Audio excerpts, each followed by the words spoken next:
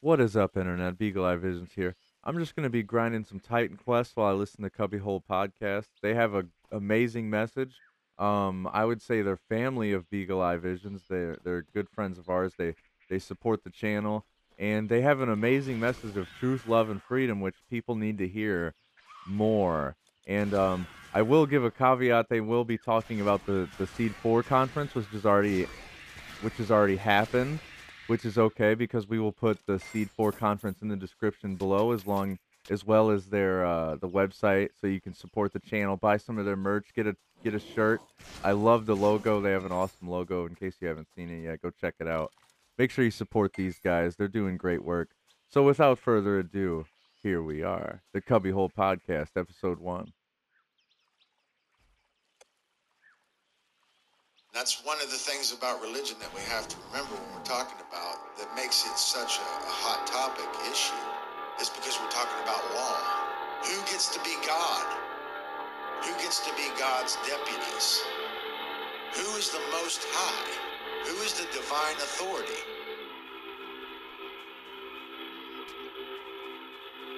It's all about the claim to the Most High. The only way that somebody can be higher than us is if we give away our power. Because there's nobody, we're all equal. But we're not equal in our knowledge, so ultimately I think it does have to be a hierarchy, but it has to be a cooperative hierarchy like a bee colony. It's about what our value system is, what we care about.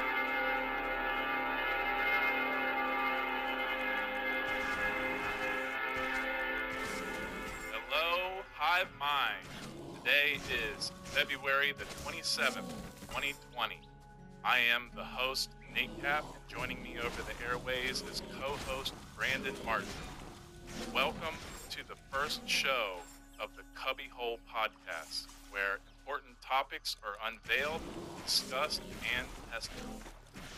You can visit our website, CubbyWhole.com, CubbyWhole.com.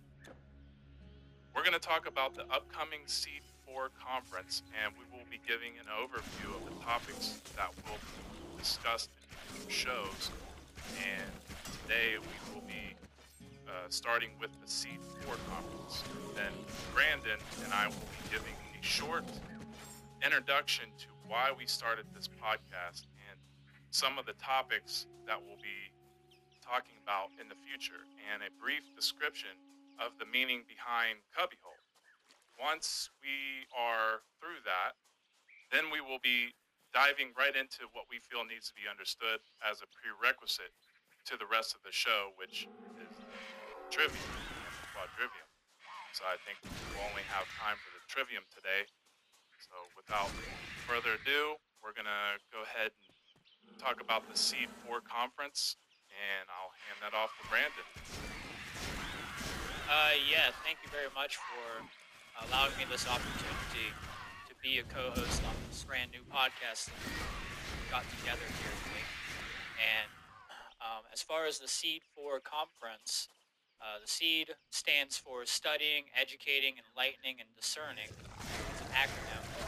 And it's pretty much a 2-day conference featuring a proactive approach to the task of spreading significant knowledge of consciousness, mind control, truth, things like spirituality, self-awareness. We're definitely going to be getting into the occult and esoteric knowledge banks and things like that. And we're going to be talking about sovereignty and anarchy. So there's pretty much no taboo topic at the SEED conference. We have top caliber speakers coming from all over the world. Some of those speakers include people like Nate, who's hosting this podcast. I will be speaking at the conference, and Douglas Martin will be speaking, a person that most people might be familiar with, and if you're not, you definitely should be familiar with, is Mark Passio. And we also have Mark Devlin, and we also have Dylan McCormick. We'll have other speakers such as Mark Devlin, who's coming from the UK, and a lot of people might be familiar with his work. He has a book out, Musical Truth, I think is what it's called, and he has a really good podcast that he does. He's also a DJ artist, and So all these speakers will be talking about a vast amount of information. I know Nate will be speaking on the imagination, and maybe he can, give us a little bit of background of what he's going to be talking about. Oh yeah, and there's one more speaker who's going to be there as well. His name's Tony Palmentera, and he's going to be speaking on when it's in your best interest to actually break the law mathematically, and he's going to be speaking upon agorism and things like that. We also have Sean McCain, who's going to be speaking on the Kubrick movie Eyes Wide Shut, giving us the breakdown for different types of MK Ultra mind control and just different predictive programming that's placed into that movie. And I'm sure he has a lot of stuff that he's going to be bringing out.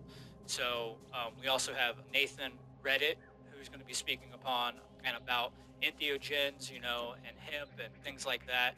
But definitely going to be talking about human slavery must end before we can actually see these sustainable things work out in the wide scale. So Dylan McCormick will be speaking on the right of self-defense and its manifestations in the Second Amendment. Douglas Martin will be speaking on the origins of secret societies. So he's going to be his presentation will be a continuation of his earlier presentation from Seed 3. So if you're interested in seeing part 1, you need to go and check that out on YouTube, and I'll give all the links after I'm done explaining what everybody's going to be speaking on here. Mark Devlin will be speaking on No Heroes, I believe is what he said. Plus, he'll be doing a Truth DJ performance on Friday night, which will be very interesting to see. And there are 2 other possible speakers. We do have Indica Martin, who will be talking about her newest book about natural law. And her book is called Give to Nature, and Nature Will Give to You. And it's a children's book, so it's directed specifically at the youth and helping to educate our children into these hermetic principles and the principles of nature, so that we can live in harmony with nature and live without causing more suffering. And then we also have Ryan Swisher, who might be doing a poem or a musical performance, and that will be on Saturday as well. And then I will be speaking on, my presentation will be called Sight Beyond Illusion, and it will be specifically on critical thinking, epistemology, the mystery traditions, education, ignorance, many different things. Definitely slavery, obviously. We'll be talking a lot about the current condition of slavery. I'm sure every person that's coming to this conference is going to be speaking upon the inequities and iniquities that are running amok in our society and all over the world. And if I didn't say this properly earlier, your presentation, Nate, is Reillumination of the Imagination. And I'm really excited to actually hear what you have to say about that, because the imagination is so critical and so important. And then Mark Passio will be speaking on anarchism. So his presentation is called Fake Ass Anarchist. And he's going to be giving a hard-hitting presentation that will be directed at the truth and anarchist community. And for people who do know of his work, they all know that when he comes out roaring like an emerald lion. And for those who have been initiated into alchemy will understand that symbolic reference of the emerald lion. But for more information, you can find all the information at eventbrite.com, and that's eventbrite.com. And you go to the search bar and you search for Seed 4, but make sure you add the periods in between the letters. So it's S.E.E.D.4 and then growth. So that's the title of the subtitle of the conference, which is growth. All right, and all that information can be found also at CubbyWhole.com, CubbyWhole.com. You I just must want to throw that in there understand. just in case Every year for the anybody River who Nile wants to rises. find all the information for the event. Sorry, I didn't mean to interrupt. No, it's just fine. We do need to put that in there as well and let What people brings know a foreigner that such as you to the this Cubbyhole place will be the alone main tonight? page that Might that will be able to thing access be all sold this here? information. So for those who are interested in buying tickets are $85, and all the money is going directly to supporting the travel expenses and lodging expenses of the speakers and the location fee. So this is not about making money at all. This is about spreading knowledge to help end human slavery and actually help end all slavery, even for the animal kingdom, because we all know how abusive we are towards the animal kingdom. So yeah, so if you want to buy tickets, you can go to, like Nate said, you can go to the CubbyWhole and you'll find a link there to the Eventbrite page, or you can go directly to the Eventbrite page and you can buy tickets there. You can also buy them directly through me, through my PayPal. Now, to do that, you have to either go to the CubbyWhole to get that information, or to go to the Eventbrite page. And there's one more website that you can find this on, which is skatopia.org. Now, skatopia.org also has all the pre-videos from the previous conferences of all the speakers who have attended. So for that, part one of the Origins of Secret Society by Douglas Martin, you can find that on there. But if you're interested, you can also just search YouTube for these things. And the main channel that I have them on is Occulted Knowledge. So you can just, search for my profile there, and there's a database there of all these presentations that we've given. Nate has given, one at each conference, and so have I, and so has Doug. And there's been different speakers who have come in and done an amazing job. Now, as far as lodging, there are hotel options, which is very crucial for anybody who's coming now. We always know that we need a good place to relax and, get good food and things like that. So the lodging will mainly be, for most people, probably the Fairfield Inn, which is a Marriott hotel, and you can find all this information, like we said, on the Eventbrite page. But the other one is Holiday Inn Express, and the other one mainly that I would recommend is the actual university which we'll be speaking at. So the location of the conference is taking place at a college, on a college campus. So it's at the Ohio University, the Baker University, and there will be the option to actually stay on campus, and for that you need to contact me directly through my email address, which is provided on that website. Or there is also the other option of the Ohio University Inn, and that information is also on the webpage. So besides that, there are also vendor table options available. I think I have 4 or 5 more spots left, and those cost $50 to actually, reserve that spot for, whatever you're trying to sell. There will also be other speakers that will be selling things there. Mark will be selling videos. Mark Devlin will be selling stuff like that. I'll have a lot of anarchy stuff there. So, we really look forward to using different types of decentralization and decentralized forms of currency as well. So we do take donations through cryptocurrency, and if you want to purchase the spot, like a vendor table with cryptocurrency, I'm all for that also. The event itself, which I don't think I said at the beginning, the event itself takes place May 29th to 31st. Yeah, man. And for people who don't know what seed means, can you break down what seed 1, seed 2, seed 3, and seed 4 mean, and where you came up with that idea for the conference? Absolutely.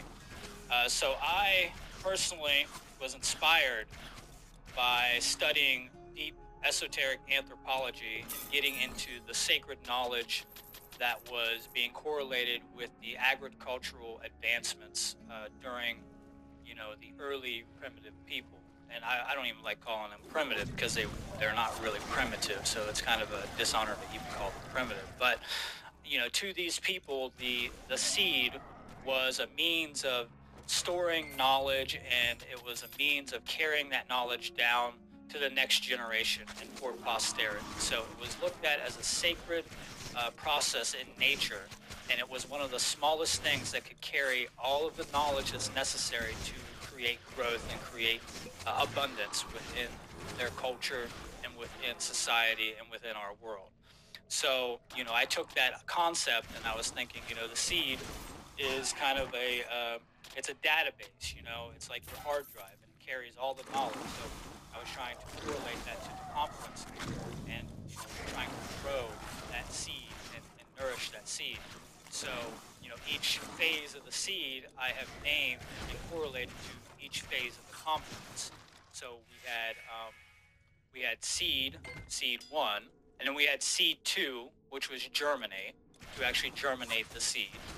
And then we had seed 3, which was sprout, which was the sprout of that germination. So the outer shell of the seed cracked, and then the roots started to form. And then seed 4 is growth, which is the next process, the vegetative process. So if we do a seed 5, then, we'll be going into something like bloom. Maybe it will be called bloom or something like that. So it's about sharing that knowledge. It's also about a nourishment, right? So it's about bringing in nourishment through what we need, which is information. And we do need clear, good, healthy information at this point in our evolutionary period of, the human race. So that's why I was naming the conference that, because I'm trying to share and bring people who want to share the nourishment that's necessary for the development of the mind, the soul, the spirit, the body, all these things to bring forward a state of freedom in our society. That's awesome, man. Yeah. It's a very, very powerful word, seed. And it's interesting because I was just thinking of when I sent you the text the other day about reseed. That's it's a very interesting thing to think about because obviously life expands and then it dies, and then it's like a lung, like the principle of rhythm. Everything is rising and falling, and when I thought about I heard myself say reseed when I was thinking about the seed and how the seed expands. It's expansive. It's like that really cool meme that says, like, you think you don't have power, look what a mere seed can do. And then it's like a freaking seed, like splitting a giant boulder in half and a big tree grows out of it. But I was thinking about that word reseed, because receding is about like a focal point where things going back, like it's like fading backwards. It's how something goes back into itself. So I just thought that was really interesting to think about. Even though recede is not spelled RESEED, it's still phonetically, to reseed, because it's when you seed something, when you spread seeds, you're spreading something that has the potential to expand and grow. And so, like, reseed is it goes back into that, maybe potentially regrows again. Anyway, I just thought that was really interesting to share that. Yeah, it's really interesting. I was really astounded when you pointed that out to me, and it blew my mind in a way and opened me up to that final phase of the process of the seed, and how we end up planting the seed again, and how it, like you said, reseeds and goes back in. And so after the fruit is developed, then we have the seed that we take from the fruit, and we take that and then we spread those seeds, and then it develops the growth of the vegetation, and then it develops the fruit again, and it's that whole cycle, the ebb and flow. It's all corresponded. So the other thing is we cannot force someone to hear a message that they're not ready to receive, but we must never underestimate the power of planting a seed in their mind. And that's what this is about. It's about the seed truth method. It's about planting seeds of truth within people's minds. And we should never really, neglect on the potential that they might nourish that seed in the future and allow that to grow. Because as long as it's planted there, it will be there for them to be able to use. And I see a lot of people today having the expectation of instant gratification or instant change after people have heard a message of truth. But sometimes that message has to be stewarded and nourished for it to actually grow, because we're facing so much types of programming within ourselves and within the world that it's not so easy as one might perceive it to be, for people to actually, nourish that seed. And then it becomes their responsibility to actually nourish that seed once it's been planted. And if you don't nourish it, then it will eventually decay and rot away, and then you won't have that potential at a certain level. But yeah, we should never underestimate planting seeds of truth in people's minds. So a lot of people are like, why would you even start a conference? Why would you do that? And And it's like, well, it's about the seed truth method. That's why it's called the seed, because we're sharing, we're studying, we're enlightening, we're educating, and we're using our ability to discern the information and filter through all the inaccuracies of, all the propaganda that's been placed in our world and in our minds. Well, very well said. Yeah, man, thanks for breaking that down. I think that's very important.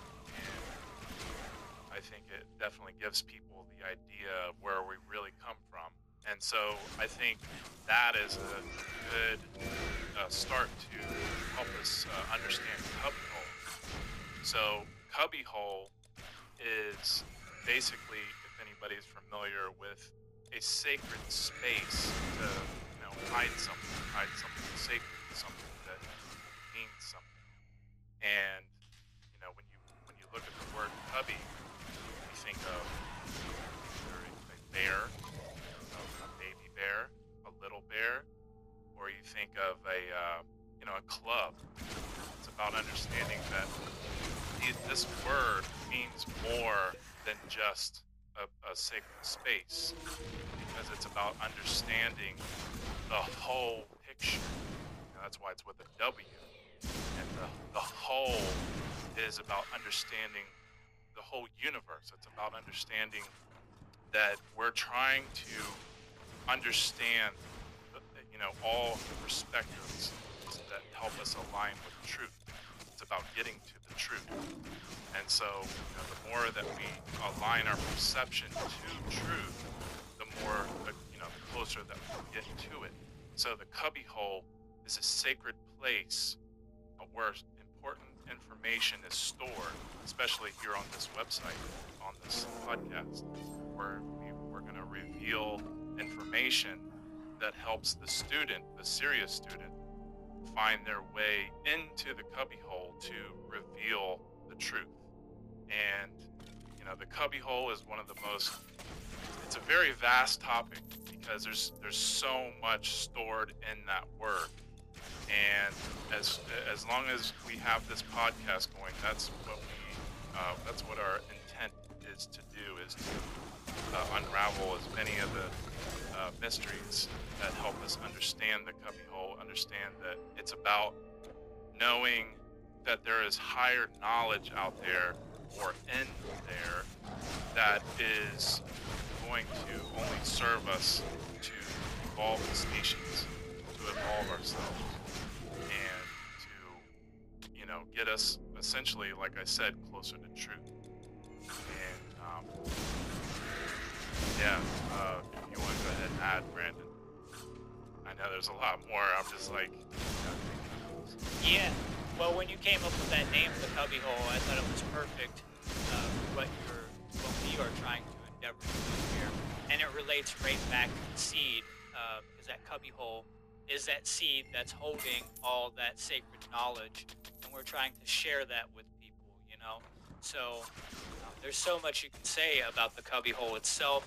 It's about a holistic approach of grassroots solutions to help people to deal with any of the obfuscation that they have to deal with on a daily basis, any types of manipulation, things like that. So we will be talking a lot about the dark aspects of consciousness and the positive aspects of consciousness. But we definitely need to know these dark aspects to be able to handle anything that's going on within us and within the world. So the CubbyWhole is, I related it personally for me back to, I added an extra letter into the word cub, and the word cub could be looked at as club as well. And it's kind of a place, like when we were kids, we had a clubhouse. Traveler, And come in that look at my wares. clubhouse, that's where we had our secret meetings, and that's where we had, it's kind of a form of a secret society in a way. And we kind of naturally build these little secret societies when we're kids to share knowledge with people who we feel are qualified and who we have befriended in some way. to bring into the group, like-minded people to share the knowledge that maybe the authoritarian adults wouldn't allow us to talk about. So it was a place that we could be safe and secure. So it became a sanctuary away from authority so that we could actually, grow in our own ways and grow in a way that we weren't restricted upon. So I like adding that letter L into that as well. And L is symbolic of God in Hebrew. And we also have the plural, word for God, which is Elohim, and which means the wanderers. But I always thought about the clubhouse. So it's almost like it's a correlated to that symbolically. And I know that it's just kind of reaching a little bit by adding that extra letter in there, but I feel that it's still the same significant essence when you understand that. And then I'm sure that you can speak on this with me as well, which is, the cub is the bear. And if, you're looking at the symbol of the actual podcast, we have the dragon and the bear, the little bear. And the dragon is representing Draco in the northern circumpolar constellations, and then the little bear is representing Ursa Minor. And it was seen to be the highest of the high. The little bear, Polaris specifically, was seen to be the highest of the high, the northern pole star. And this was where, the ancient people would store all of their sacred knowledge because it would never fall below the horizon. And it's seen as an immortal thing. It's seen as the one great spirit, and it's seen as something that would always be there. So that was one of the places that they wanted to make a repository to actually store the sacred knowledge. If you had the keys to unlock that knowledge from that spot, that hidden area, and there's a lot to the cubbyhole. I'm sure we're going to be getting into a lot more about those sacred, types of knowledge, specifically with the mystery traditions. And we're going to be talking about the three ancient cults: the stellar, the lunar, and the solar. And the people who preserved their knowledge into the northern circumpolar constellation were the stellar people. And so we're trying to relate this back to the most ancient knowledge that is known to man. I feel it's the most occulted knowledge. A lot of people might be familiar with the solar and the lunar cults, but I don't really hear a lot of people talk about the stellar. And there's not enough out there about the stellar people. So we're going to be talking about anthropology. I call it esoteric or occult anthropology. And we're going to be talking about these ancient, how sophisticated they were and how they were preserving the knowledge for the evolution of the species by keeping this knowledge in a sacred place so that the future generations could actually have access to it, and no matter how far we went through time. So how it doesn't matter how many years have passed, that knowledge will always be there. The essence of it will always be there if you're capable of discerning that knowledge and bringing it out and opening that locked box. Yeah, man, very well said. And to add to the clubhouse, I don't think that you're very far off, because usually when you think of clubhouse, you also think of tree house.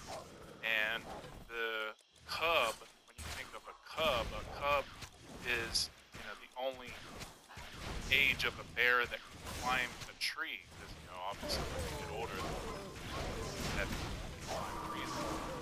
But the little bear can climb a tree, and so when you think of a tree house or a clubhouse, you think of the tree, and you think of the club, and you think of a sacred place to have your little secret meetings, or a place that you store secret things.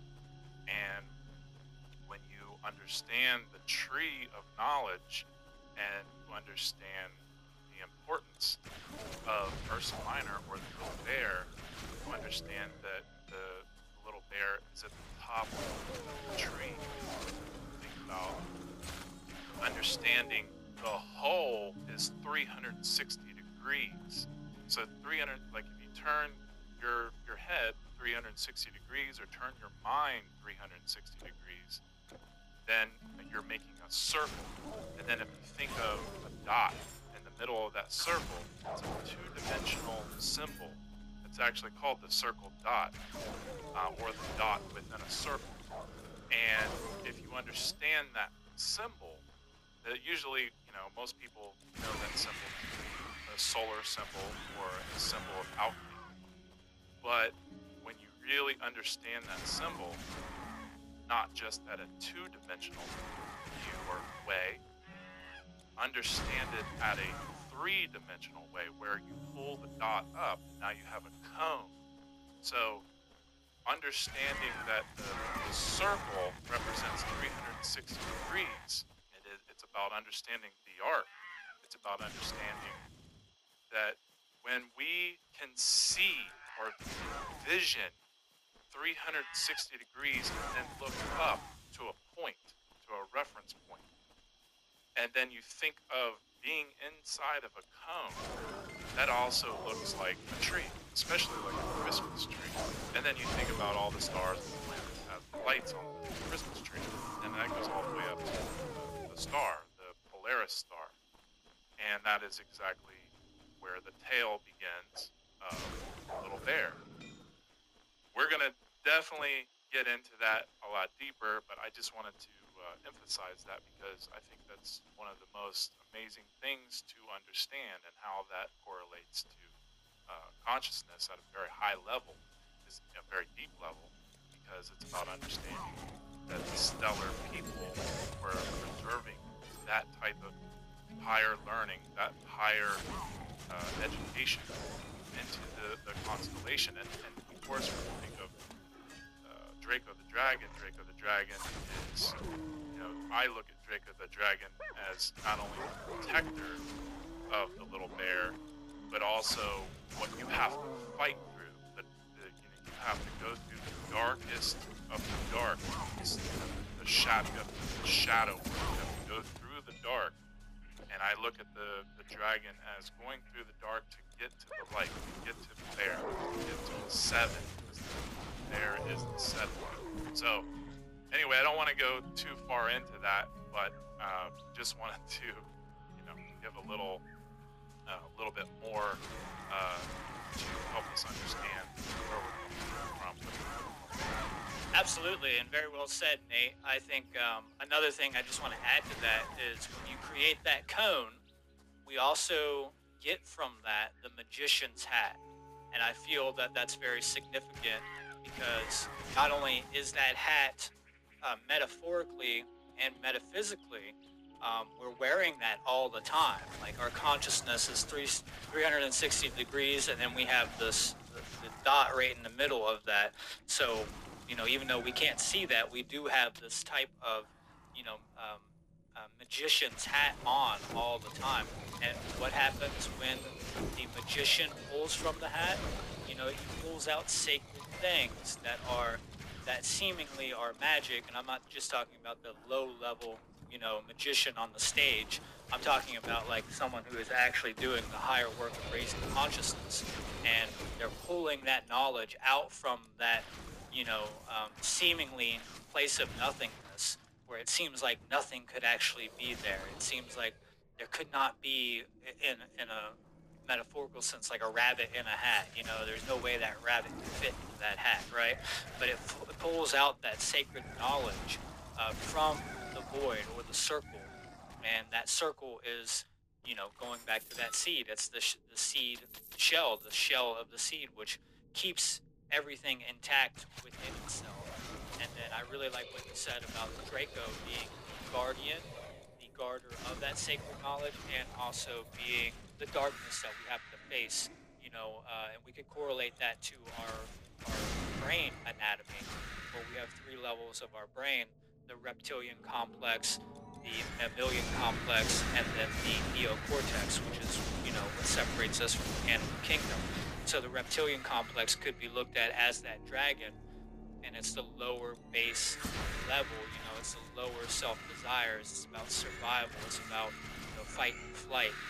And we have to conquer that and come out of the reptilian base mindset into a more emotional place in our minds, and then into a higher, more intelligent place into our consciousness by reaching the neocortex and activating both sides of the hemispheres, the left and right hemisphere, the sacred masculine left brain, and then the sacred feminine right brain, unifying them through the corpus callosum, right in the middle, and activating our pineal gland and actually lightening ourselves to what's going on within us and what's going on within our world. So, I think that we will definitely be talking a lot about on the show, a lot about the stellar people and the symbolism and how important symbolism is, because symbolism is a universal language. It is the archetypal language that we must learn.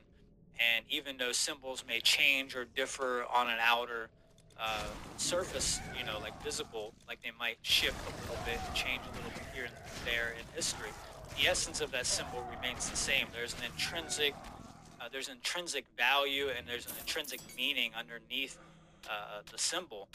And for the ancient people, one more thing to add to this is that they could store more knowledge within a simple symbol.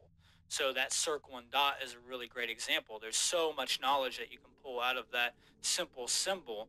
And, as we make things more complex, as we add more left brain, depictions of this, and as we complexify everything, we need a whole book to actually, explain what, everything means. Whereas the ancient people could just look at that circle and dot and they would already have that book because they had correlative thinking. They had activated their higher level intelligence, and they had an intuitive capability to understand the meaning underneath that without needing an entire library to actually, get that knowledge. So it is a library in itself. So the CubbyWhole, to me, is a great library. It's the universal library. It's almost connected to the Akashic records as well, if we want to get into that in the future. But I think, yeah, I think it's perfect for what we're trying to do here, as far as sharing knowledge. So one more thing I wanted to say on this is that when it comes to the clubhouse, we're not saying we should be withholding that information in secret societies. At one point, it obviously was necessary to have, light lodges where they would, hold that knowledge and make sure that it wasn't being used irresponsibly, and also because they were at threat to be murdered, executed, or harmed in some way by the religious fervor of their time, the dogmatic religious ideas of their time. And the people that were following those dogmas would actually come in and, do harm to the people who were trying to share this knowledge. So there's light secret societies and there's dark secret societies. There's light forms of occultism and dark forms of occultism. And occult just simply means hidden knowledge. So in Latin, it comes from the word occultare, and, it just simply means hidden. And that's derived from the word oculus, which is eye. So it's hidden from the eye in a way, And since it's singular eye, it could be hidden from the spiritual eye, the pineal gland, which I found very significant as well. But so when I was talking about, and I'm sure you feel the same way, talking about the clubhouse, we're not saying like this is a secret society. We're actually egalitarian with this. We're trying to get people to understand this stuff. All right, I think that's a good stopping point. I'm gonna take a smoke break real quick. Unfortunately, the PS4 only allows me to record for about 60 minutes, so we're gonna be we're gonna be recording these episodes, in that time frame. I hope you enjoyed. Thanks for tuning in, and please stay tuned for the next one. I hope you enjoyed that. These guys do great work, like I said.